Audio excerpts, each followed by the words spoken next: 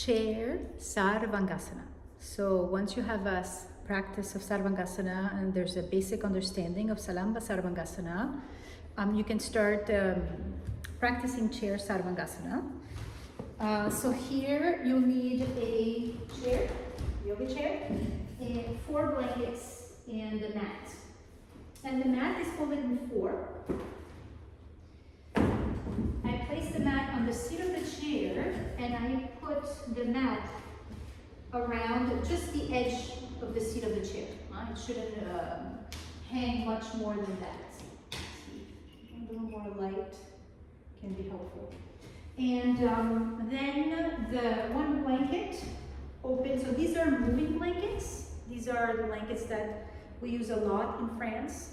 And so they're not as thick as Mexican blankets. If you're watching this video in the States, we tend to use mostly Mexican blankets in the States. So they're closer to the thickness than Mexican blankets, but they're not as, they're much thicker than the pune blankets, the cotton blankets. First blanket, open like this so that you have some softness under the head. And then the other blankets folded oblong, so it's like the shape of a bolster. Yes? So 1 blanket at the base, and 3 blankets folded oblong, really lined up. The closed edge of the blankets, this edge which is the closed edge, that's going to be facing the neck, okay? And your head will be over here. So closed edge of the blankets in the direction of the head and neck.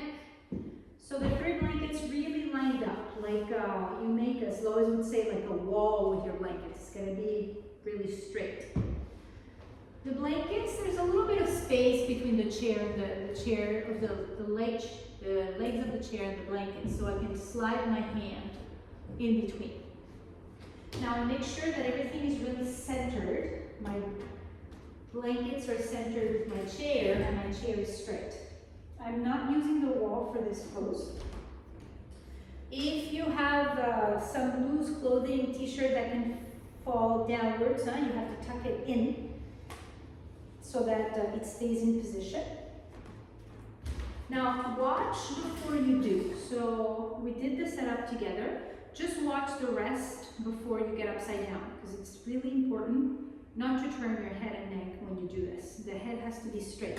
So I sit on the chair and I get my legs over the backrest of the chair, and I sneak in a little bit. Not a lot, because then later it can be a little more difficult to get down. And I center my gaze, eyes at eye level, the feet down. And I kind of do counterweight with my legs. Now holding on to the backrest of the chair, I lift my spine up and I lie down as much as I can. So with the feet pressing down, I do counterweight and I come down and make sure I don't have a hair tie. Now I want to place the shoulders down so I can loosen up one leg to try to get that same. So I'm doing my right leg, loosening up a little bit to try to get my right shoulder down, my right hand in between the chair legs and grab the back leg of the chair. So I get my right shoulder down. Now my left arm, second arm, I go inside, in between the legs of the chair, and I hold the back legs, and I stretch that other leg. So my legs extend over the backrest of the chair. I'm on my shoulders, and I am at the center of the back of my head. Sometimes when we come down, we have a tendency to be on the crown of the head. Make sure that you're on the back of your head and you're on the heads of the shoulders. Holding onto the chair legs, I roll onto the heads of my shoulders, like we learned in Sarvāngāsana, like we learned in Halasana. I can even turn my hands to turn the thumbs to the sides and down, so I roll the upper arms out even more to get onto the heads of my shoulders. So this is the first position, just the legs extended like this. This is the basic Sarvāngāsana on the chair position. If the lumbar feels a little cramped for space, a little sensitive, I bend my knees, so just watch how I bend my knees, feet on the backrest of the chair, and I move the chair a little bit away, maybe some 3 inches, but make sure you can still hold onto the chair properly. The chair should not be too far for you to hold those back legs of the chair. So this, if you see my lumbar, my low back, is a little less arched. It's a little longer. So this could be more, a better position for certain backs, for certain people. So first position, legs extended, shoulder blades basically vertical, chest open and spread and moving towards the chin, chin towards the chest. And your gaze in the direction of the chest. So make sure you don't look straight up to the ceiling because that makes you shorten the back of the neck. It makes your heart in the back of the neck. The back of the neck should flow in the direction of the back of the head. Gaze in the direction of the chest as best as you can. Now, if you want to do other leg positions, the second leg position, this would be Viparita Karani in Sarvāngāsana on the chair. Viparita Karani on the chair is with the legs straight up and down. Abdomen quiet, relaxed, supple, deflated on the exhalation. Gazing in the direction of the chest as best as you can. Now, the classical position, as I said before, is with the legs towards the back rest, extended so that the groins are not folded. The groins are long. And there is a long line between the feet all the way to the chest.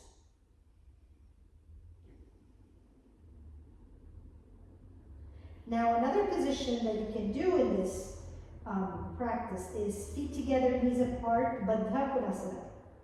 In Baddha Konasana, press the heels into each other, firm the muscles around the outer hips. So there's a support of all of the muscles for the outer hips, outer thighs, the outer edges of the pelvis, so that the organs in the pelvis can have that support and spread and release. So not to let the buttocks sit heavy on the chair. And then you come back with the knees towards each other, stretch the legs out. And another variation is also swastikasana legs. You cross your legs, and you want to make sure you don't stay crossed at the ankles. So when you cross your legs, you slide your foot along the back rest of the chair, the other foot along the back rest of the chair, so that you kind of hook the toes around the back rest of the chair. The backs of the toes, toenail side, not under the toes, but the tops of the feet, toenail side, that you hook that around the back rest of the chair. And then slowly coming out, and you change, you stretch your legs out, and you change the cross of your legs. Second side will be a little more challenging. So, regarding timing, if you're just starting, you can just do the first position, which is the classical Sarvāngāsana position, anywhere between 1 minute to 5 minutes, 7 minutes even. But if you want to add the other positions, you could do maybe 3 minutes, the classical Sarvāngāsana position, and then maybe 1 or 2 minutes with the Viparita Karani legs, and then maybe 1 to 2 minutes of the other leg variations also. It will give you a nice long stay. And then coming out, stretching the legs out over the backrest of the chair. So to come out of the pose, you bend your knees, place your feet on the backrest of the chair. If you feel that the chair is going to flip, don't bend your knees and place your feet on the backrest of the chair. Keep your feet extended over the backrest of the chair without bending the knees. Sometimes one feels that the chair might flip towards the head, and it is possible, it's not impossible. It depends on a few different things actually. It depends on the tightness of the body and the amount of blankets that you use. So you have to figure out how much support is correct for your body type. Now to come out, one hand at a time, get your hands out from under the chair and hold on to the front legs. Hold the front legs. And then you can bend your knees and place your feet on the seat of the chair. That stabilizes the chair. And then hands over the head. So elbows bent, hands on the floor, right over the head. And then you're going to slide towards your head. Slide your body towards the head so the blankets stay where they were. You slide your body towards your head and you end up with your pelvis on the blankets, on the shoulder blankets. And then you move the chair a little bit away and put your calves on the seat of the chair. So it should be a comfortable position where your pelvis is on the blankets, calves on the seat of the chair, and relax the arms to the sides, tuck the shoulder blades in. If you need to lengthen the back of your neck, you adjust that. And you can just rest here for a few moments. It's important not to come out too quickly. You have to learn to take your time when you come out of this pose. It's a process coming out. Slowly does it.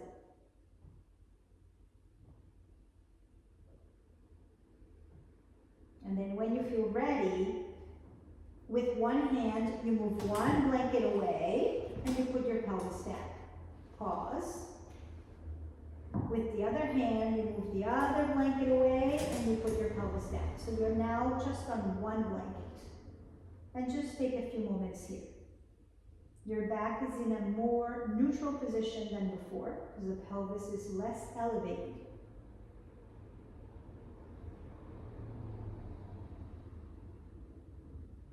And then when you feel ready, bring your knees in towards your chest. You roll over to your right side, keeping your head down without lifting your head right away. Take a few breaths on your side. Let the back body spread and release.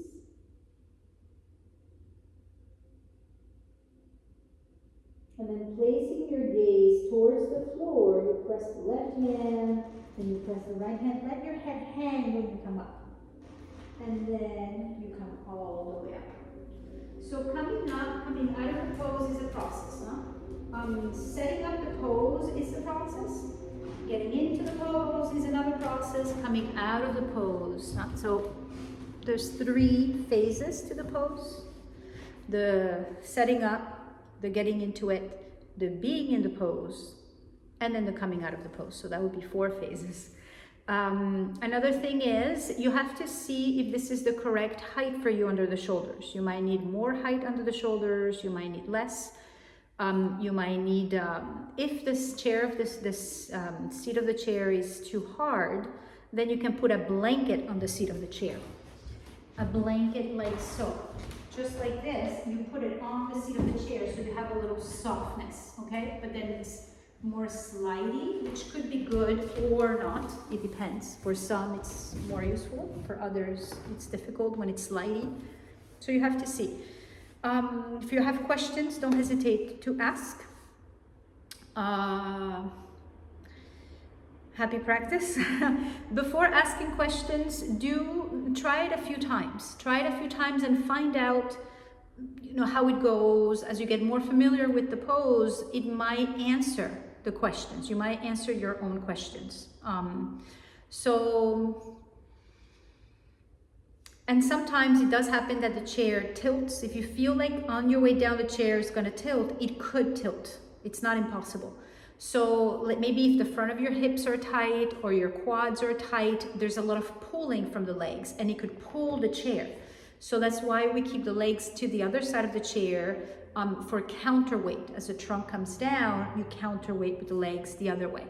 And if you're really tight on the quadriceps and the front of the hips, you might need extra height under the shoulders, so you have to come down less. Okay? Well, happy practice.